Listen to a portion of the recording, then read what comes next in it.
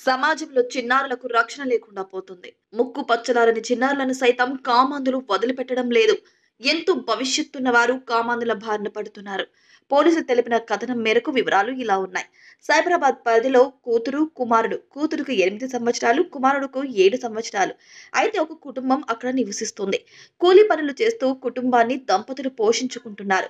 దంపతులిద్దరూ కూలి పనులకు వెళ్లిన సమయంలో ఇద్దరు చిన్నారులను ఇంటికి పిలిచాడు సదరు యువకుడు. సోదరుడి ముందే బాలికపై అత్యాచారానికి పాల్పడినట్టు సమాచారం.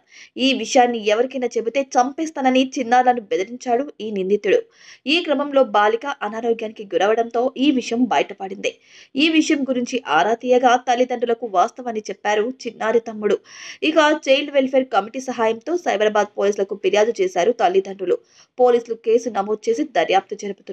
పరారీలో ఉన్న నిందితుడి కోసం పోలీసులు గాలిస్తున్నట్టు తెలుస్తోంది. ఎప్పటికీ ఇటువంటి అఘంతాలు నాశనమవుతాయో, ఎప్పటికి ఇలాంటి అఘాయిత్యాలు ఆగుతాయో అని ప్రజలు కూడా వెయ్యి కళ్ళతో ఎదురు చూస్తున్నట్టు తెలుస్తోంది. ఇటువంటివి జరగడం వల్ల ఇంటి దగ్గర చిన్న పిల్లలని ఒంటరిగా వదిలిపెట్టాలన్నా భయపడుతున్నారు పేరెంట్స్. అంతేకాదు స్కూల్‌కి పంపించాలన్నా భయపడుతున్నారు. కనీసం ఆడుకోవడానికి పంపించాలన్నా భయపడుతున్నారు.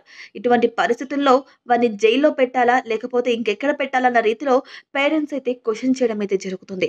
మరి ఏదేమైనా సరే ఇటువంటి దారుణాలు రోజుకొకటి వెలుగులోకి వస్తుండడం నిజంగానే అందరూ చింతించాల్సిన విషయంగా తెలుస్తోంది.